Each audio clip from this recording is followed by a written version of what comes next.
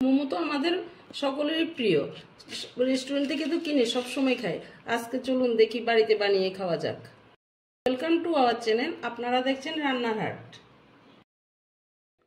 Chicken momo বানানোর জন্য চিকেনগুলোকে আমি ছোট ছোট করে কেটে নিয়েছি।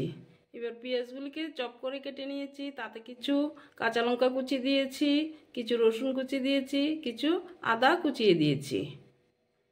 লবণ দিয়ে দিলাম। এবার কিছু পরিমাণ সরিষার তেল দিয়ে দিচ্ছি। এবার ভালোভাবে ম্যারিনেট করে কিছুক্ষণের জন্য ঢাকা দিয়ে রেখে দেব।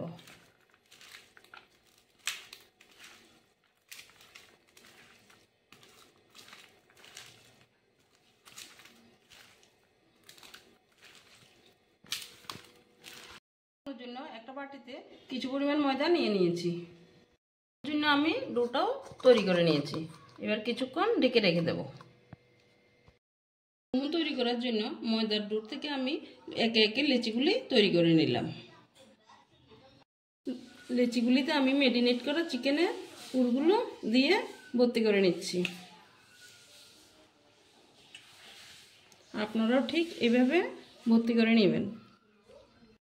ভালোভাবে মুখটা বন্ধ করে দেবেন, যাতে পুরগুলি লেচি থেকে বেরিয়ে আসতে না পারে। একটু সুন্দরভাবে দিবেন, দেখতে খুব ভালো লাগবে।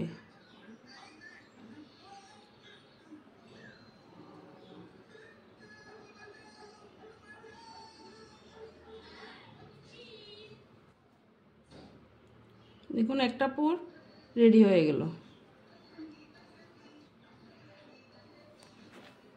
এভাবে সবগুলো মোমো তৈরি করে নেব।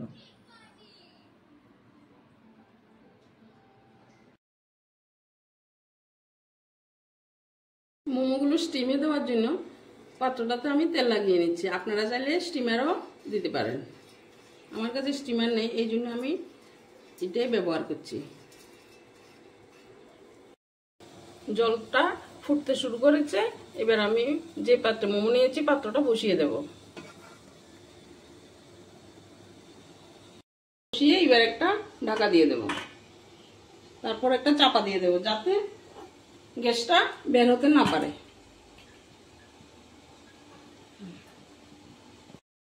মোমো সস তৈরি করার জন্য আমি কয়েকটা টমেটো মাঝখান দিয়ে কেটে নিয়েছি, কয়েক রোয়া রসুন, কয়েকটা শুকনো লঙ্কা শুকনো খোলায় ভেজে নিলাম। মিক্সারে একটা পেস্ট বানিয়ে নেব। কড়াই গরম হয়ে গেলে তাতে কিছু পরিমাণ তেল দিয়ে পেস্টটা দিয়ে দেব।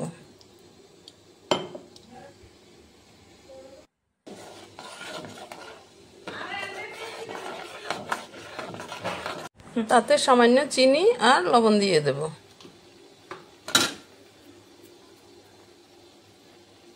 চাটনিটা এবার ঘন হয়ে এসেছে। এবার এটা নামিয়ে নেব। 15 মিনিট পর মোমোটা নামিয়ে নিলাম। মোমোটা দেখেন কি সুন্দর হয়েছে, একদম রেস্টুরেন্টের মতন হয়েছে। এবার বাড়িতে বানানো মোমো সসের সাথে গরম গরম মোমো পরিবেশন করে নেব।